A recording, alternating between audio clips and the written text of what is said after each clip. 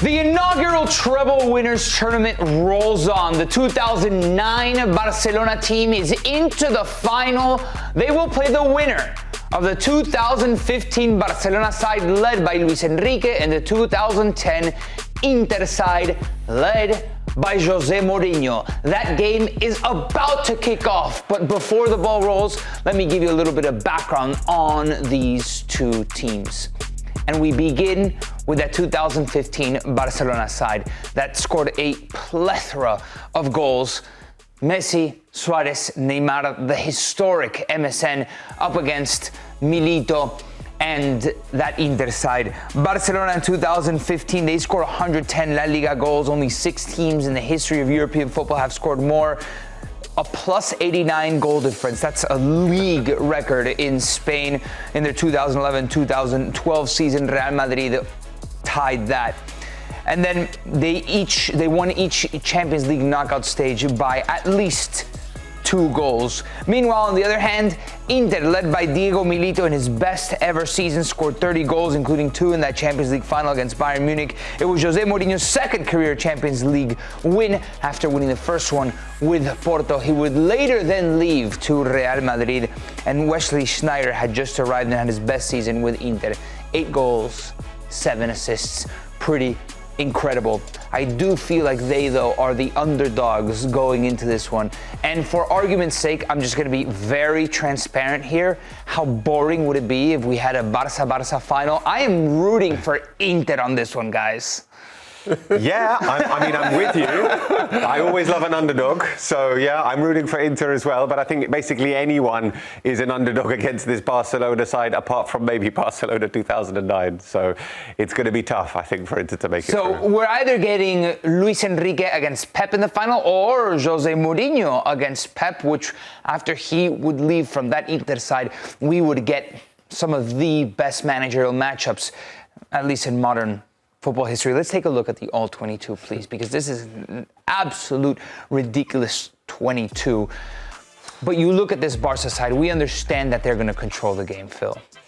We do. And I think this is a clash. It's a clash of styles, isn't it? I mean, it really is a clash of styles. Would Inter be actually quite content to sit back and soak up possession and try and get physical against this Barcelona side and then try and hit them on the counter-attack? I think they know what they're playing, Inter Milan, how they're going to approach this. I wouldn't, they are underdogs. They are I think 2015 Barcelona, it's a better team. Without a doubt. But I think Inter could find a way to beat them. Okay, hold up. On that note, José Mourinho actually has never managed against Luis Enrique, by the way. So this is a new tactical moment Have a good matchup. in this tournament, in world football. So in this one-off game, Jay, how do you think Inter, if they can, contain Barcelona? I think the only way Inter and Mourinho could contain this team if they literally put all these players behind the ball, put Sneijder just in front, and then put Diego and Eto'o close to each other and play long balls and try and get down the sides when all of the Barcelona players are attacking. I mean, look at the Champions League final. I believe it was the first goal that Milito scores. You know, I think it's 3-player sequence. Julio Cesar clears it out of the back. Someone heads it on. I don't remember who it was. It falls to Milito. Milito has a one-on-one, escapes De Michelis. I think Van Boyten is the one that's closing him off. Boom, boom, goal. 3 players involved. And then just park the bus. Park the bus, that's all you can do, park the bus. Yeah, because, this Inter Milan side had experience against playing against a Barcelona team that was going to dominate and was going to, because they beat them on their way to the final, and they beat them with the famous, the sprinklers being turned on at the Camp Nou and José Mourinho celebrating. They know what they're doing. They know how to play against teams that are set up to absolutely dominate them. So, Jay's quite inventive formation there, it's probably not far off what they would actually do. And I'm not saying I don't know. I would back them to have a really strong game plan and to be able to make it very, very difficult for Barcelona. Yeah, I think you look at the All-22 and on paper you say, all right, Barcelona has to beat this Inter side. But the more you think about it, Yeah, definitely. I mean, This Inter I'm trying to side- talk about the intangibles, but then you have Messi, Suarez, Neymar on the other side, who do give you that edge as well. But I think, like you said, this is a tactical battle.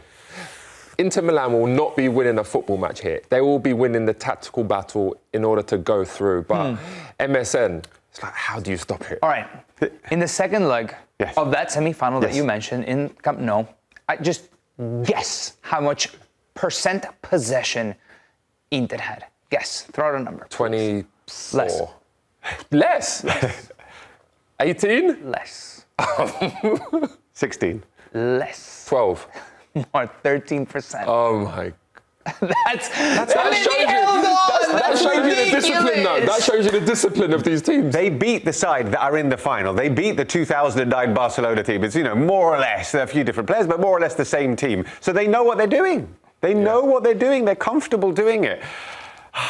Are we talking? Are we convincing ourselves that this team is being? I feel like we're getting there. I don't know. I mean, Do you know what final do we want to see? Do you know what the funny thing is as well? When you look at this team, if you had to put one player in that team, even that would be really difficult. From Inter into Barcelona. Yeah, that would be really difficult. But again, it's a tactical battle. Right. I mean, you're talking about the two best right backs that Brazil has ever produced after Cafu. Sure, center backs, I get you. You got one center back out of Boca, the other center back out of River.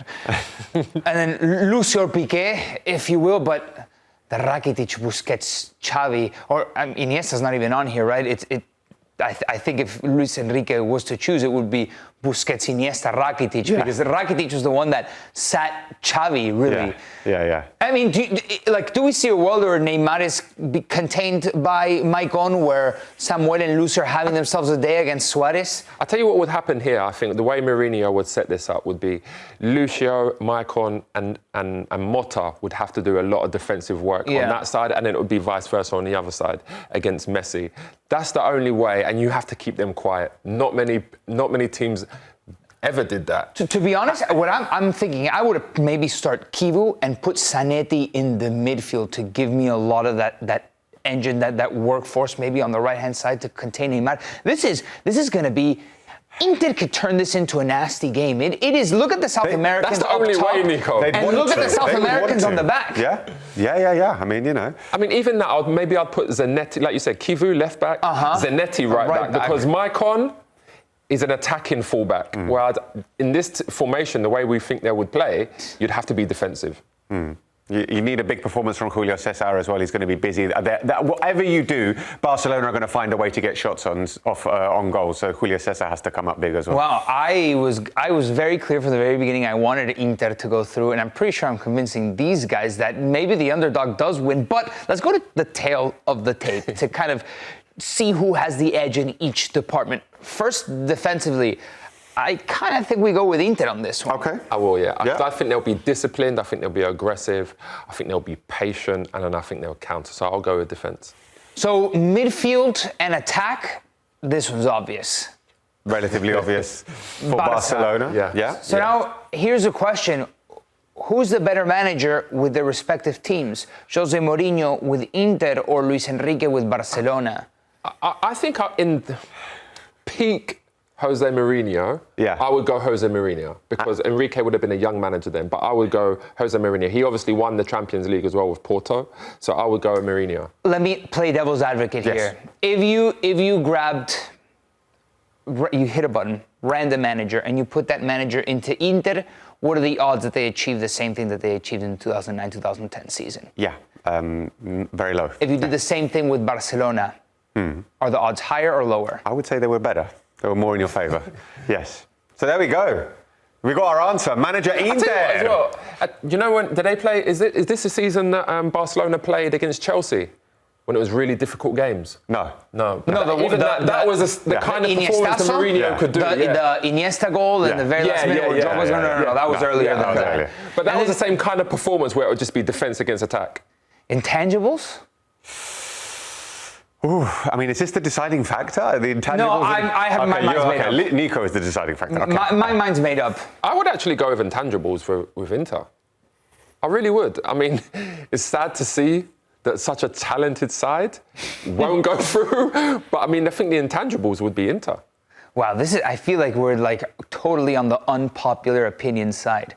You know that meme? It's like, tell me your worst football opinion that'll have you like this, and it's a guy cornered against a wall with a bunch of swords at his neck. I think that's us, right? Our opinion right now is that Inter yes. is gonna beat that Barcelona, that the 2010 Inter is gonna beat. I just don't think it's that insane to suggest that they could beat them. I mean, the best team doesn't always win. Yeah, like it's a one-off tournament. Yeah. What is the best team? Like, this Inter Milan side was a team, was a unit. It was completely coached into a coherent defensive machine. So, I mean, I still would go with this Barcelona team as a better team, but we're not talking about that. We're talking about defense, midfield, attack, manager, intangibles. You know what I liked about Inter? It was just 11 men. Your back line, big guys, big forehead, not necessarily the best looking. I don't want my center back to be the prettiest guy. I want my center back to be rough. Okay, so PK one loses bald points guy. Correct. PK, you're too handsome. Get out. Too handsome. Yeah. And then you got a gentleman in the midfield like Zanetti. Hold up, the left back has a helmet in Kivu. And then you got Schneider and then Milito, a number 9 that really isn't that marketable, but he scores the important goals. He did, very important goals. I think when you talk about intangibles, Inter has... Oh, wow, we're arguing against Messi, Suarez, Neymar. Yeah.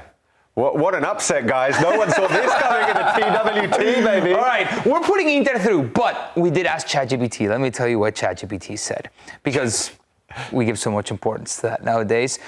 I'm intrigued. I'm very intrigued here. Verdict: 2015 Barcelona wins, but it's hell. Final score, Barça 2, Inter 1. Why? Inter would frustrate Barcelona for long periods, likely going into halftime 0-0, so take the under. Or even ahead off of a counterattack. But this Barça is not the 2009 possession-heavy team. They're more vertical, faster, and less predictable. MSN is a cheat code, one moment of Messi magic, one Neymar cut-in, or a Suarez scramble that takes it all. Inter's shape is legendary, but the fluidity and chaos created by Messi, Neymar, Suarez is something no defense, even Mourinho, could fully contain for 90 minutes. But, chat, this is the problem with AI. Yeah. The human element to it. The intangibles. The motivation. ChatGPT, you don't got no intangibles, baby. Yeah. Mourinho riling these guys up, motivating them. You're going up against arguably the best trio in football history. Lock it down. That's it. We're done. They're through. We're done. We're through. We got our final. Mourinho's a genius. Of the inaugural Treble-Winners tournament. It's the 2009 Barcelona team up against the 2010 Inter Milan side.